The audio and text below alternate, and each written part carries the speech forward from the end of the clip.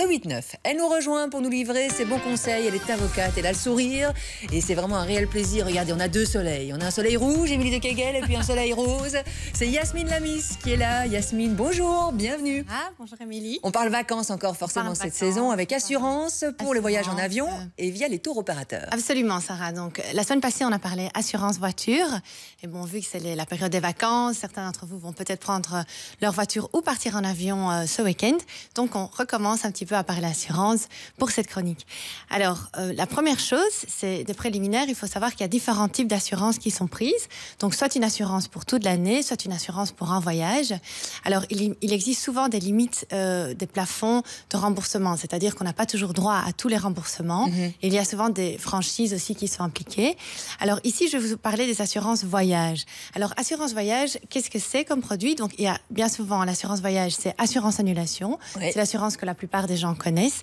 Mais il y a aussi l'assurance multirisque qui est plus complète et l'assurance assistance et bagages. Donc je vais vous parler de ces trois types d'assurance pour le moment qu'on peut prendre, surtout quand on prend l'avion ou alors lorsqu'on part d'un voyage organisé. On démarre avec la plus courante, l'assurance annulation. Alors l'assurance annulation, pourquoi est-ce qu'on la prend? J'imagine que vous savez tous pourquoi est-ce qu'on prend l'assurance. On a toujours peur de tomber malade ou si on a les enfants, s'il se passe un truc, un couac, etc. Moi je ne la prends jamais parce que sinon c'est un prétexte à dire oui, si éventuellement je peux éventuellement annuler. Non, moi je ne la prends pas, comme ça j'annule pas. Jamais. Même quand vous payez via tour opérateur, les sommes peuvent vite grimper. Donc, je touche du bois de la peau de singe, il m'est jamais rien arrivé. Eh bien, tant mieux. Tant mieux. On est là. Ça arrive. Mince alors. Tant mieux parce que ça arrive parfois évidemment qu'on ait un imprévu avant les vacances. Par exemple, une complication lors d'une grossesse ou par exemple, vous allez prendre votre avion, vous prenez la voiture et vous faites un accident sur la route.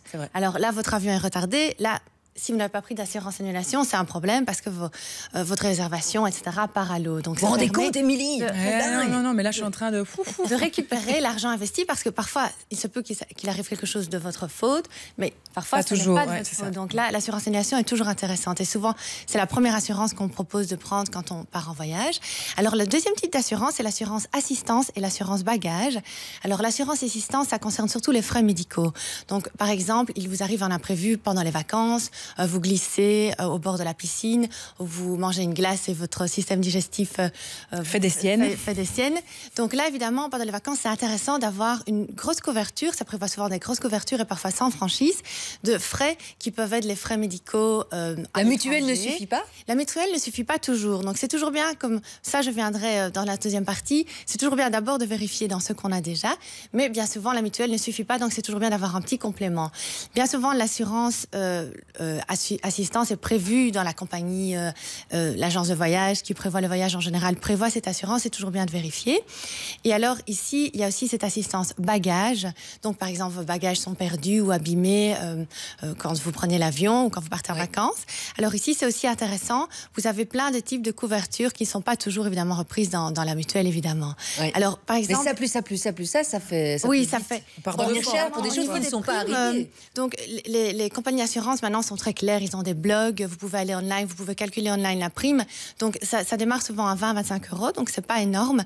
Et c'est toujours bien de vérifier. Alors moi je dis toujours vérifier par rapport aux exclusions et aux conditions générales.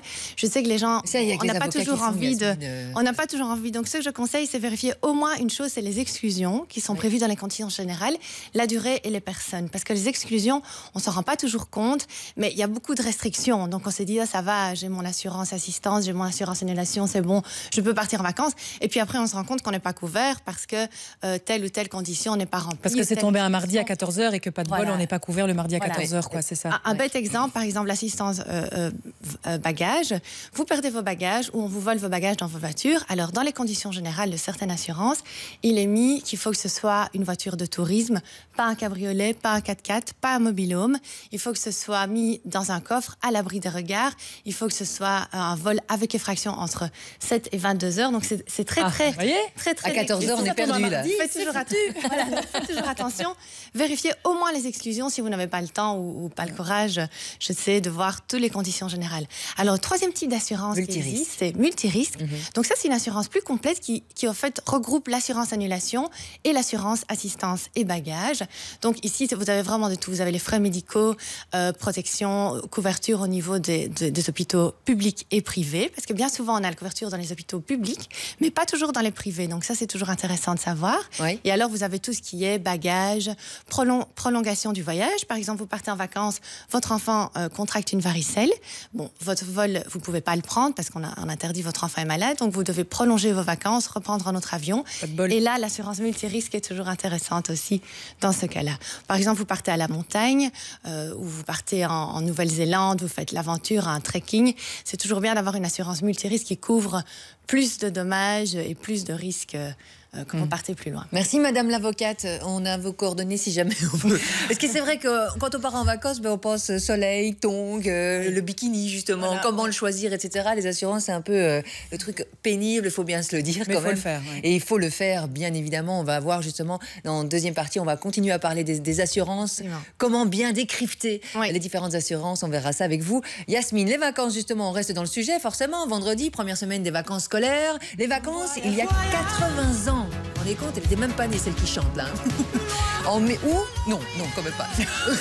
1936, combien de jours de congés payés vous croyez en 1936 on bénéficiait de combien de congés payés, combien de jours? Déjà les congés payés? Oui, 6 jours, 6 jours, 3 à 4 fois moins qu'aujourd'hui. On revient sur cette page d'histoire avec Laurent Enrard. Ils dansent sur la plage et profitent des plaisirs du temps libre. Pour tous ces travailleurs, ce sont les premiers jours de congés payés. Nous sommes en 1936. À Knock, des activités sont organisées pour occuper ces nouveaux vacanciers. Le matin, on arrivait sur la plage, alors il sifflait, hein, et on allait à sa gymnastique. Mais il y avait beaucoup de monde à la gymnastique. Donc, ça nous occupait, au fond. 1936, une période agitée. La Grande Dépression économique a laissé des traces. L'extrême droite monte, le chômage aussi et la rue proteste. En juin, les dockers du port d'Anvers partent en grève. Très vite, le mouvement devient national. Les ouvriers revendiquent un revenu minimum, la semaine des 40 heures et les premiers congés payés. Le 27 juin 1936, la Belgique suit l'exemple de la France. Les vacances et les loisirs réservés jusqu'à présent à la bourgeoisie sont désormais à la portée des ouvriers. C'est une révolution sociale, c'est effectivement un peu moins de place pour le travail, un peu plus pour les loisirs. C'est une révolution aussi économique puisque l'industrie du tourisme va commencer à se développer à ce moment-là. Révolution aussi dans les loisirs, les temps libres. Donc vraiment la révolution en marche et une conquête sociale très emblématique qui est poursuivie ou défendue par le mouvement ouvrier depuis le début du XXe siècle. Avec les congés payés, les familles partent en vacances, elles dépensent. Le tourisme se développe. Tout profit pour l'économie et pour les patrons. Le but, c'est d'augmenter la productivité. Avec quelques jours de repos, on va revenir au travail en étant plus productif. Donc, les travailleurs et aussi les employeurs se retrouvent dans cette conquête sociale. C'est pour ça qu'il y a un consensus, un compromis qui est obtenu à ce moment-là, en 1936, pour cette avancée sociale. À l'époque, les ouvriers ont 6 jours de congés payés. Ce n'est qu'un début, car le mouvement pour plus de congés est en marche. Sympa cette page d'histoire, les images d'archives aussi avec les maillots, on en parlait là. À Knock. Ça a bien changé tout ça évidemment. On est 80 ans plus tard. Si vous voulez revoir, vous êtes un petit peu nostalgique, rendez-vous sur le site vivreici.be. Notre fil rouge, on parle justement vacances, soleil, premier week-end estival avec le soleil au rendez-vous, notamment au moins jusqu'à dimanche midi ou 14h. On verra ça avec Stéphane dans quelques secondes. Qu'avez-vous prévu? Il y a Sabine qui est là connectée, qui nous dit bonjour à toute l'équipe. Je pars avec mon chéri, mon fils, ma belle-fille, surtout mon petit chouchou qui va bientôt avoir 5 ans. On part pour une semaine à La Panne. Je prie qu'il va faire chaud. À nous, la plage, les cocktails et les petits trous dans les sables. Bonne journée à tous. Bisous, sympa. Sabine.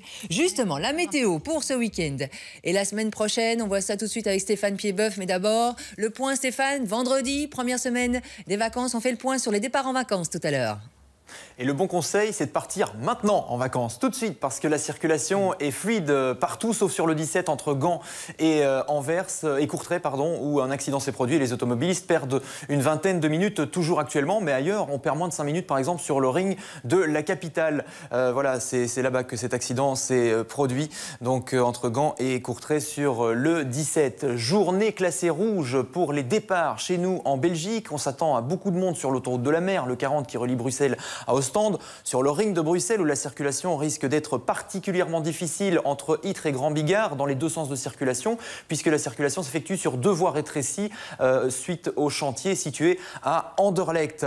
Ça va être compliqué de rejoindre la France également, parce qu'il y a des contrôles, bien sûr, sur le poste frontière d'Anzy, situé sur le 19, pour rejoindre Valenciennes. Et puis, il y a ce chantier entre Mons et Nîmes, qui est toujours d'actualité, qui risque de ralentir les automobilistes. Circulation compliquée également sur l'autoroute E411 en direction de l'Ardenne et du Luxembourg. Alors demain, chez nous, c'est classé orange. Quoique le 40 de la mer pourrait être plus sollicité, puisque quand on travaille, qu'on est en congé le week-end et qu'il fait beau, eh bien, une journée à la mer, ça peut être très sympa. Et donc, cette autoroute, dès le matin, pourrait être plus chargée que les autres en direction du littoral. Et puis, n'oubliez pas que dès tout à l'heure, 15h, sur toutes les radios de l'RTBF, eh bien, le Mobicoptère RTBF survolera toutes les routes, tous les nœuds routiers, les différents embouteillages, et on sera vraiment au plus près de vous sur la route des vacances et puis aussi sur la route du retour à la maison, puisque la route des vacances, c'est aussi ça, c'est la route des gens qui bossent. Et donc on se souvient la semaine dernière de pas mal d'embouteillages en raison de ces départs en vacances et en raison du match notamment qui a eu lieu à Lille. Donc rendez-vous à 15h30 jusqu'à 19h30. C'est Adrien Demey qui sera à bord de l'hélicoptère RTBF Mobile Info. À la côte, eh bien, il va faire beau aujourd'hui, quand même pas mal de nuages. Peut-être un peu plus du côté de Blankenberg, Knock et Ostende. La température de l'eau est de 16 degrés. Des nuages moyens, des nuages élevés n'empêcheront pas la luminosité aujourd'hui.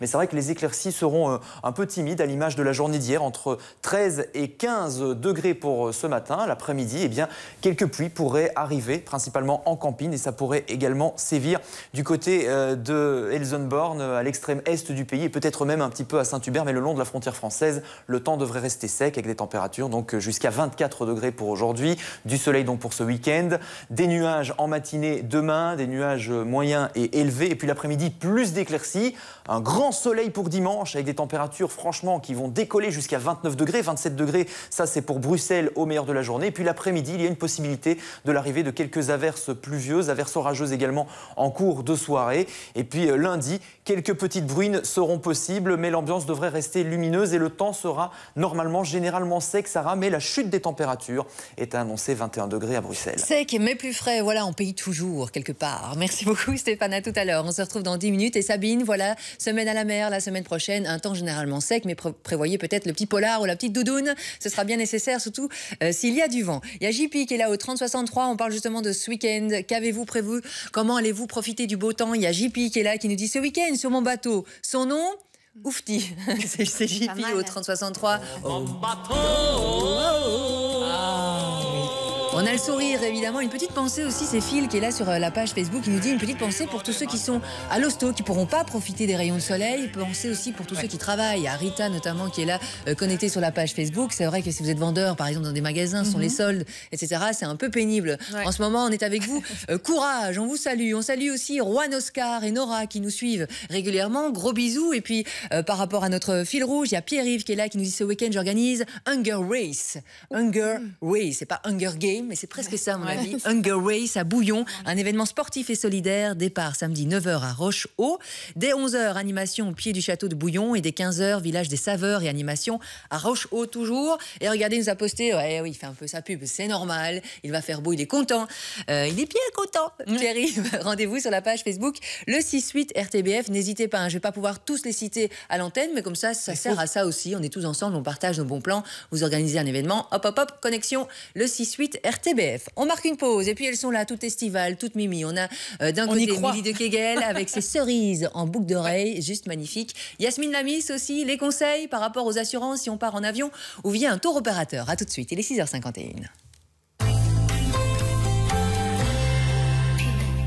Tu veux devenir infirmier hospitalier? Alors viens avec nous à l'ECNAS, derrière la clinique Sainte-Élisabeth de Namur. Après une formation en 3 ans et demi, tu obtiendras ton brevet d'infirmier qui te permettra de trouver rapidement du travail. Tu trouveras bien plus d'infos sur ecnas.be.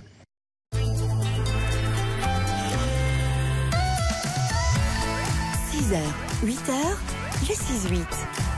Et il y a Émilie qui est là au 3063 qui nous dit bonjour, je bosse comme agent de sécurité au Festival de Mons. Bonne journée à tous et bon courage, Émilie. Et c'est vrai que dimanche, il va faire chaud. Et c'est vrai, quand on est habillé en agent de sécurité avec les bottines, etc., les vestes, on vous envoie plein de courage, évidemment. Yasmine Elamis est là, elle est avocate. Elle nous donne des conseils par rapport aux assurances et par rapport aux vacances, forcément. Oui, Sarah. Alors, j'avais quelques questions, quelques réponses importantes ici à donner. Donc, la première, quand vous contractez une assurance, vous devez savoir que vous avez un droit de renonciation. Donc, quand vous prenez une assurance, vous avez 14 jours pour renoncer. Donc, ça, c'est prévu par la loi sur les pratiques du commerce et protection du consommateur. Donc, c'est prévu dans les conditions générales. Je sais que personne ne lit, mais voilà, vous devez savoir que vous avez un droit de renonciation pendant 14 jours. Le chat derrière vous, il est bien assuré, là? Oui, il est pas mal. Je crois qu'il est bien, là. Il est bien assuré. Il a l'air confiant, en tout cas. Alors, il faut savoir aussi que quand vous êtes remboursé de votre compagnie d'assurance, la compagnie va d'abord déduire toutes les autres assurances auxquelles vous avez droit. Donc, évidemment, elle vous remboursera à partir du moment où la mutuelle a remboursé, où l'assurance hospi a remboursé, etc. Donc, ça, je reviendrai après. Vérifiez d'abord dans ceux que vous avez et puis contracter une complémentaire. Et alors, ce que je disais, donc, les prix des assurances voyage ne sont pas tellement élevés. Donc, on ne sent pas tellement... Il n'y a pas d'arnaque. Enfin, surtout, souvent par rapport au prix de l'avion, au prix du séjour, la semaine ou la quinzaine. Ouais, c'est pas énorme. 60 € en plus qui vont changer la donne. Voilà, 25 à 25 € et parfois un peu plus. Il faut faire attention parce qu'il y a la taxe assurance qui se rajoute. Mais ce qui est important à vérifier, c'est au niveau des exclusions, comme je l'ai dit, et au niveau de ce qui est vraiment assuré. Parce que bien souvent, on se dit, ben voilà, je paye 30 € en plus pour mon assurance annulation, assurance multirisque. Et puis, on se rend compte, quand on lit les conditions générales, quand on voit les exclusions, que finalement, le sinistre qu'on a eu, eh bien, il n'est pas couvert. Donc, c'est toujours ça. Ça sent le vécu, ça, non? Oui, ça sent le vécu. Moi, c'est vrai que j'avais eu cette expérience. J'avais contracté une assurance annulation. Je devais partir aux États-Unis. J'étais enceinte. Et finalement, je ne suis pas partie parce que c'était à la fin de ma grossesse. Voilà, c'était un peu compliqué. Et donc, j'ai dû vraiment me battre pour obtenir la récupération de mon assurance annulation. Et alors, aussi, il faut savoir qu'on n'est pas remboursé de la totalité, évidemment. Ils déduisent des frais, parfois ils déduisent des taxes, etc. Donc voilà, vérifiez quand même au moins les exclusions si vous ne lisez pas vos conditions générales. C'est le conseil que je donne. Ah, les assureurs, oui. Alors, le deuxième conseil, c'est vérifier dans ce que vous avez déjà. Donc ça, je l'ai déjà dit lors d'une précédente chronique. D'abord, vérifiez par rapport à l'assurance complémentaire de votre mutualité. Donc maintenant, comme vous savez, depuis le 1er janvier 2012, toutes les mutualités belges sont obligées de s'affilier à une assurance complémentaire. Donc ça, évidemment, grâce à cette complémentaire, il y a beaucoup de couvertures qui sont arrivées en plus. Et dès lors, il n'est pas toujours nécessaire de contracter une assurance à côté. Alors, moi, je possède, par exemple, la carte d'assurance maladie, la carte européenne d'assurance maladie. C'est une petite carte qu'on met dans son portefeuille. C'est pas difficile, au moins, mettre ça dans son portefeuille avec tous les numéros de téléphone, etc., si on a un pépin. Et alors, cette assurance complémentaire, elle couvre déjà pas mal.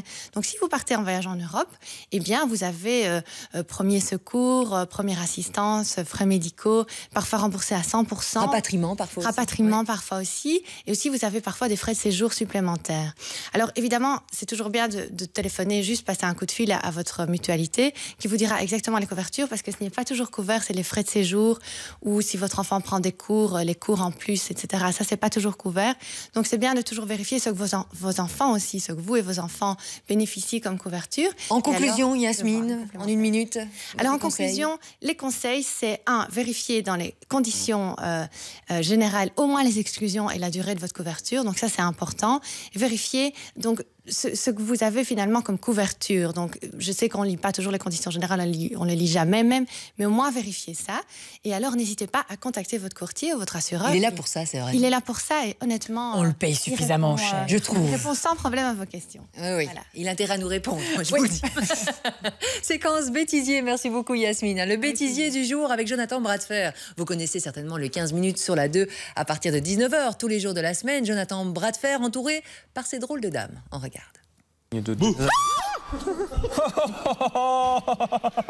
La fille qui a des trucs à se reprocher, elle m'a explosé l'oreille. Je suis un peu rock'n'roll comme ça. Hein? J'aime même pas quand je suis rock'n'roll. Vous pouvez allumer les retours? Enfin, un peu de folie, tu sais, parce qu'on va être trop sérieux. Hein. Oui, Brigitte. C'est pas Télébobonne ici, hein? C'est Télérock. Rock TV, bonjour. Ouais. Ouais, et t'as vu en plus? Ça pète avec le vernis. Ah oui, c'est bien. C'est très rock. Oh là là là là là là.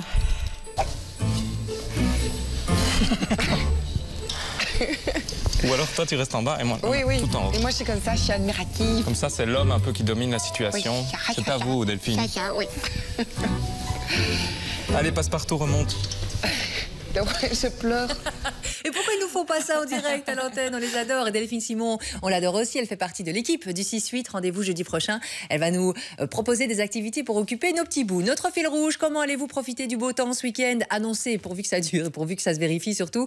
Il y a Pascal qui est là, qui nous dit pour nous, ce sera Rock'n'Roll Tonight sur la Grand Place à Auvelay avec Stella, le groupe de Jean-Luc Fonck. Évidemment, il y a Jean-Luc qui est là aussi. On reste à Thi, le Baudouin pour la marche Saint-Pierre, puis le sud de la France. Hop, les vacances continuent à réagir. On est là jusqu'à 8h. On file sur les routes. RTBF Mobile Info avec vous, Stéphane Piedboeuf. Ça roule ce matin, non?